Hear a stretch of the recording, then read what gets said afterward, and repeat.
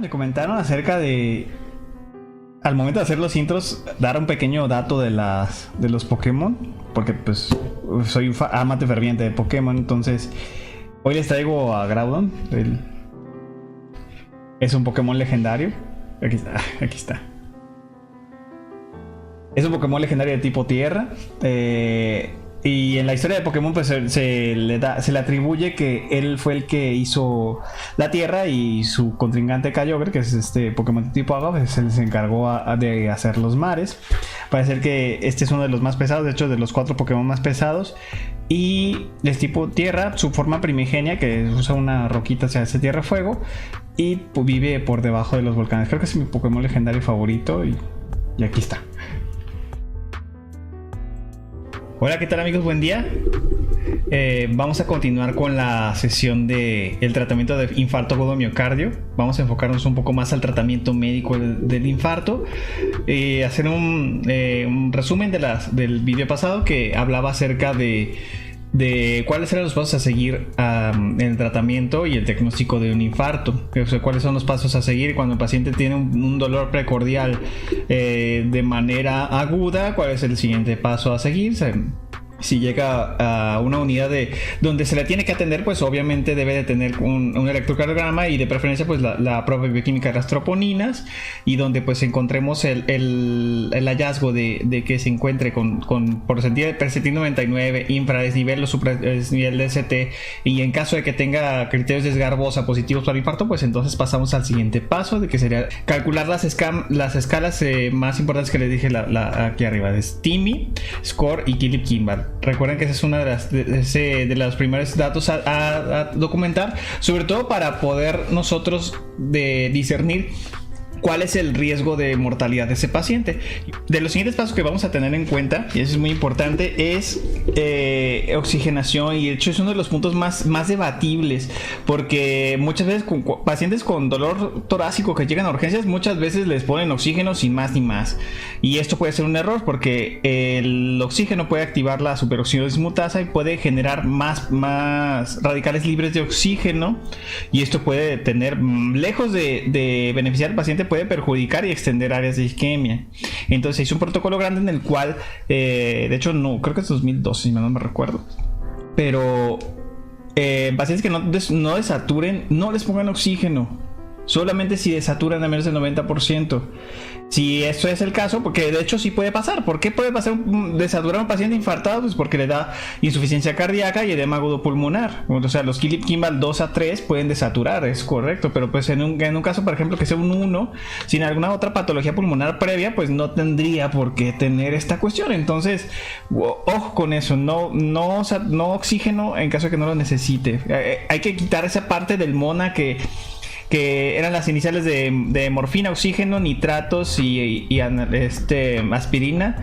Creo que o nos quedamos cortos con eso, y muchas veces podemos errar en esa cuestión. Entonces el oxígeno es una de ellas, solamente si es necesario. La analgesia, porque debe ser con morfina, porque también la morfina, más allá de los otros opiáceos, también tiene una actividad sobre la disminución de la precarga y vasodilatación de las arterias pulmonares. Entonces puede mejorar significativamente la sintomatología del paciente, más allá de solamente proporcionar la analgesia opioide, ¿sí? Entonces podemos dar cargas o podemos usar momifunción continua. Aquí de hecho se prefiere en carga solamente en caso de que fuera necesario, unos 5 miligramos intravenosos como por razón necesaria, y esa pueden irla aumentando o poniendo cada que se requiera. Nada más cuidado, porque luego cada que el paciente tenga dolor, pues le damos morfina. Uno de los parámetros para evaluar si el paciente está reperfundiendo o no, pues es que se le vaya quitando el dolor. Entonces, si no se le está quitando el dolor, a pesar de que le pongamos la morfina, cuidado, porque ese paciente no puede estar perfundiendo. Nitratos, nitroglicerina es de los vasodilatadores de más importancia. Sublingual, hay que dar 2.3 a 0.4 miligramos 2 ocasiones, nada más vigilando los parámetros de la presión arterial. No lo vayan a dar en pacientes chocados, porque si los vasodilatan pueden disminuir la perfusión tisular, y lejos de ayudar podemos empeorar a que la isquemia cardíaca pues esté más profunda, ¿no? Beta bloqueo también Se debe iniciar en las primeras 24 horas, es correcto.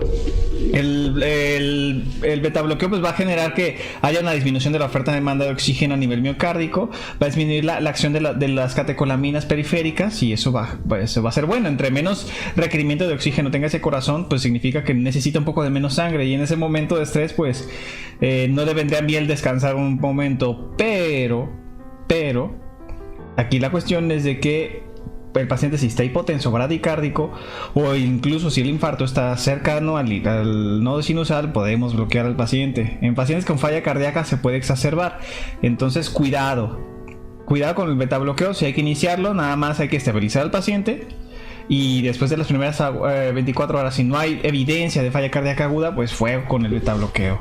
Otra cuestión, los antiagregantes. De hecho, es uno de los puntos más importantes de la plática. La aspirina, hay que dar aspirina a esta dosis de carga. No son 500, no son miligramos. Es una dosis de carga entre 162 y 325 miligramos en una sola dosis en pacientes que se sospecha isquemia.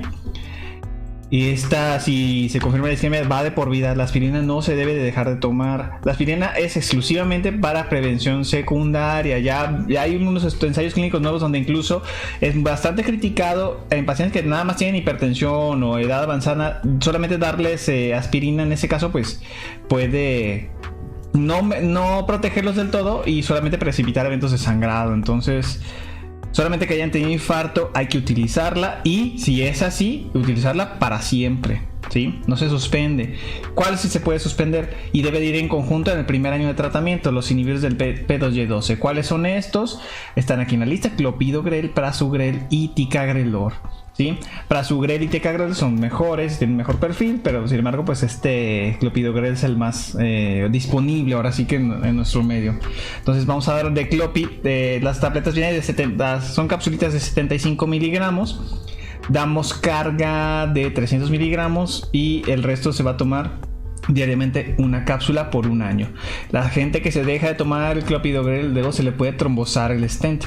Entonces, cuidado. No se debe, es una de las cuestiones que deben de tener en cuenta, y porque luego da infartos de tipo 4. Entonces aquí está el sumario de evidencias acerca de los niveles del P2Y12 que están en grado de evidencia 1A, que es el mejor grado de evidencia que tenemos hasta el momento. La aspirina oral o intravenosa, si no se puede tomar bioral, que la verdad es que no conozco en nuestro medio si tenemos aspirina intravenosa, pero entre más pronto posible se dé, es mejor. Aquí tenemos otros anticargantes plaquetarios como los inhibidores de la glucoproteína 2B3A. Desgraciadamente estos dan muchos eventos de sangrado y mucha evidencia de no mejoría. Entonces por eso el nivel de evidencia baja a 2AC. Entonces no es una recomendación fuerte. Aparte pues tenemos aspirina y clopidogrel en su caso. A lo mejor podríamos utilizarlo en un escenario donde no pudiéramos hacer doble antiagregación porque sea alérgico a la aspirina. Eso podría ser un escenario donde podríamos usar un inhibidor de la glucoproteína 2B3A. Además de esto, una cosa es antiagregar al paciente. El mecanismo aquí es de que las plaquetas no se adhieran. Sin embargo, realmente necesitamos algo que trabaje con la fibrina, que es más allá de la plaqueta. Entonces para eso tenemos los anticoagulantes orales. No vamos a anticoagular al paciente en sí si no tiene fibrilación auricular o alguna otra indicación para anticoagulación. Es importante. Vamos a dar tromboprofilaxis, porque también el paciente que te llega infartado tiene alto riesgo de presentar tromboembolia pulmonar y algún otro evento tromboembólico. ¿Cómo vamos a dar la anticoagulación profiláctica? Con enoxaparina, 0.5 unidades por kilo. De preferencia usar esa, es la que tiene mejor perfil de las heparinas de bajo peso molecular. Son más estables y no modifican los tiempos de coagulación. Si no por algo no tenemos enoxaparina, yo les sugeriría, incluso las guías nos recomiendan bivalirudina en bolo de 0.75 miligramos por kilo y después 4 horas posterior al cateterismo, para que después del cateterismo disminuir los riesgos de EBC. Poner un alambre en un coágulo pues puede hacer que algunos pequeños coágulos vayan por ahí. Entonces cuidado. La heparina no fraccionada se usa entre 70 y 100 unidades por kilo. Y esto hay que darlo durante toda la hospitalización y hay que prescribirlo incluso al alta, 8 días para el egreso, para evitar que el paciente tenga un evento de tromboembolismo pulmonar. Entonces aquí están los grados de evidencia que realmente son relativamente buenos. En cuanto a calidad de estudio puede dar un poquito de qué hablar, pero el nivel de recomendación 1 pues es adecuado para estos. Otras medidas que tenemos que tener en cuenta: cuidado con los lípidos, hay que darles atorvastatina o rosuvastatina, que son las estatinas de alta potencia. Recordemos que estos medicamentos inhiben la hidroximetilglutaril-coenzima reductasa, que inhibe la conversión del mevalonato, y pues por ende no vamos a tener la síntesis de nuevo de colesterol. Pues como todas las placas ateromatosas están ahí en relación al colesterol, necesitamos disminuir la cantidad de lipoproteína de baja densidad. Entonces las únicas 2 estatinas que pueden hacer eso de manera potente, de mejor porcentaje, son atorvas y rosuvastatina, y deben ser a dosis tope, 40 de rosu o 80 de atorvas. El LDL meta para estos pacientes debe ser menos de 70. Casi nadie llega a esa meta, o incluso ven otro de 80, 90 de LDL y no le optimizan la terapia hipolipemiante. Si no llegan a eso, pues a lo mejor se tendría que usar alguna otra cuestión, siendo muy ortodoxos, hasta inhibidores del PCSK9. Recordemos que los niveles de rexina, angiotensina, aldosterona también son primordiales. Estos pacientes van a generar con falla cardíaca, entonces siempre hay que usar un IECA para esos, para ayudarlos al remodelamiento reversa, etcétera. Entonces siempre IECAs, o incluso si tenemos sacubitril valsartan, si tienen con falla cardíaca, adelante, todavía sería mejor opción. Y si no, pues si tiene que ser un ARA2 por la cuestión de la tos de los IECAs, pues que sea valsartan el que tiene mejor evidencia en ese aspecto. Cuando nos referimos a revascularización, ¿qué significa? Pues eliminar el problema de la raíz, sacar el trombo de ahí. La revascularización por cateterismo es la maniobra de elección número 1 para infarto agudo de miocardio tipo 1. Entonces, esa es nuestra meta. Esa es la maniobra que ha disminuido más la mortalidad en los pacientes.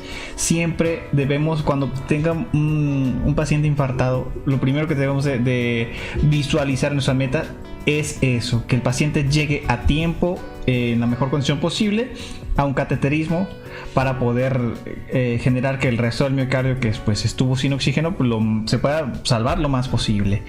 El tiempo de llegada de óptimo, ya ves que he dicho 2 horas, pero si llega en hora y media, pues mejor. Y esto es lo más importante. De hecho, debe ser realizado por un experto. Aquí ponen que 75 cateterismos al año. Yo creo que muchos de los centros grandes pues sí cumplen esta cuestión. Aquí está el esquema. Vean cómo aquí pueden ponerse los catéteres. Aquí ponen un femoral. Sin embargo, creo que el radial es mejor. El radial es más fácil acceso. Ponen el mismo catéter pero en el brazo.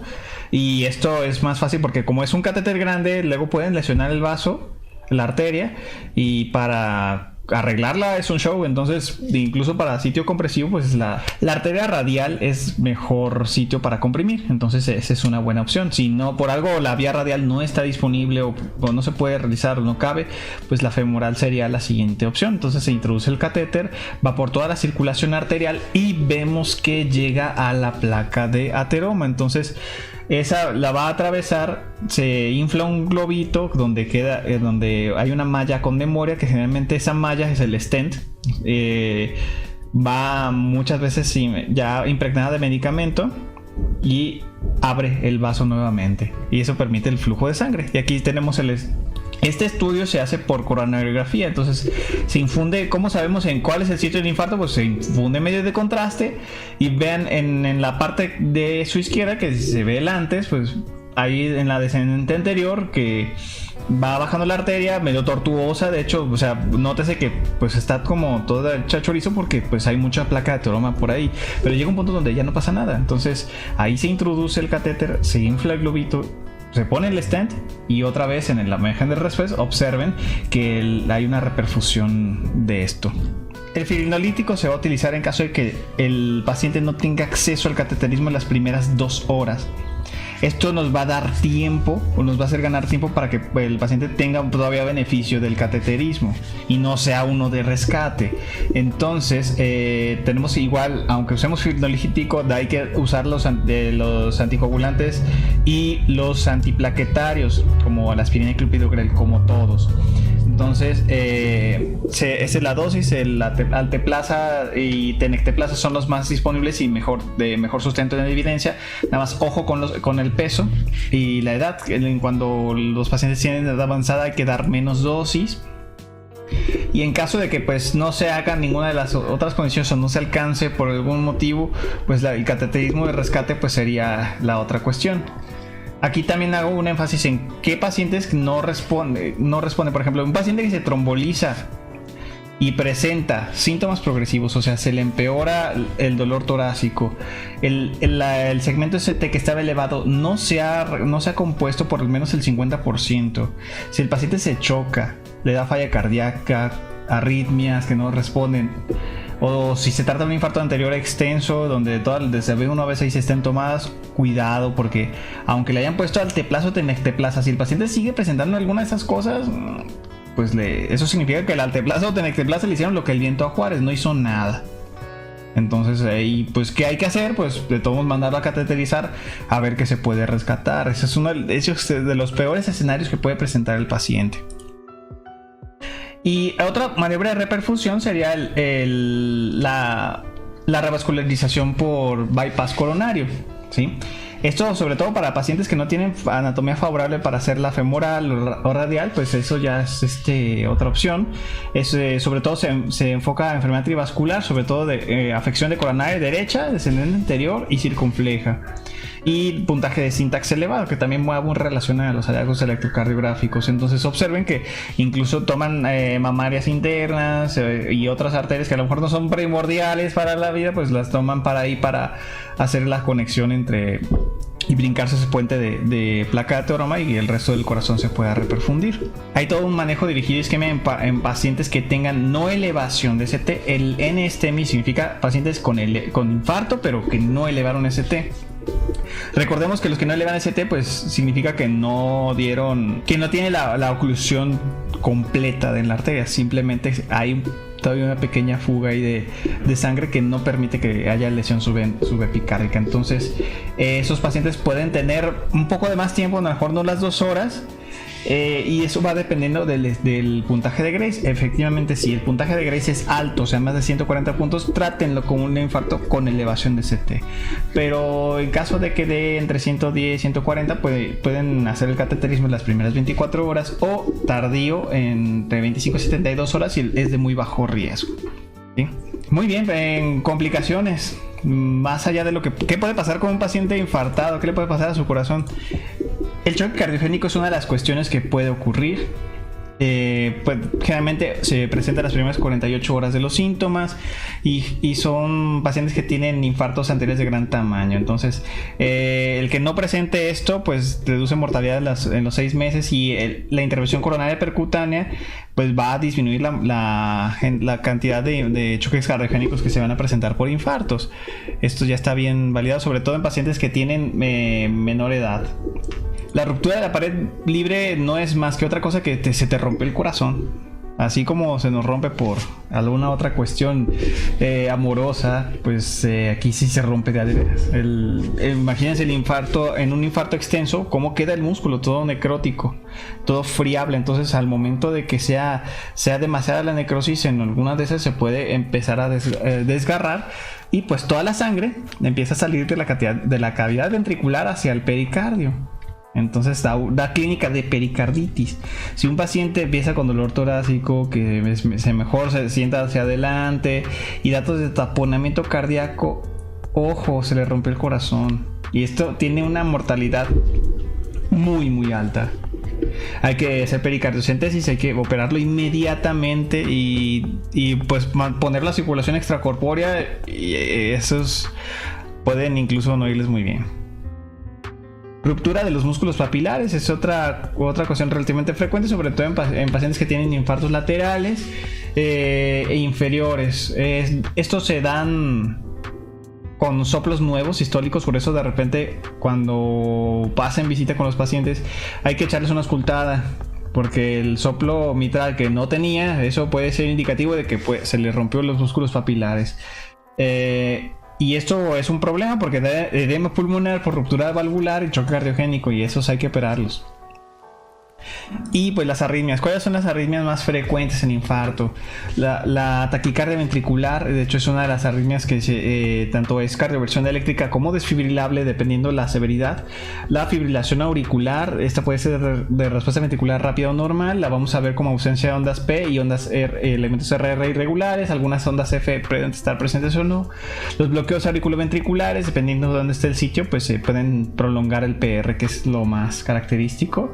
Y tenemos hasta arriba la FA, la fibrilación auricular, la taquicardia ventricular se ve como la hacemos en la imagen, y el bloqueo auriculoventricular se ve como el PR prolongado en la imagen de aquí abajo. Entonces, una de las indicaciones de dar el beta bloqueador es también disminuir la cantidad de muerte súbita y estas arritmias. Entonces, el metoprolol, sobre todo el beta 1 selectivo, es muy útil en ese aspecto. Y creo que pues es todo en cuanto al manejo del paciente infartado médico. Al menos ya conocen cuáles son las condiciones que deben de usar o no. Cuidado con el oxígeno, la morfina, el betabloqueo, el IECA, la estatina. Cuándo utilizar fibrinolíticos o en cuánto tiempo mandar cateterismo. Ya con esto pues queda mucho más claro. Suscríbanse y dejen su comentario y pues nos vemos en el siguiente video.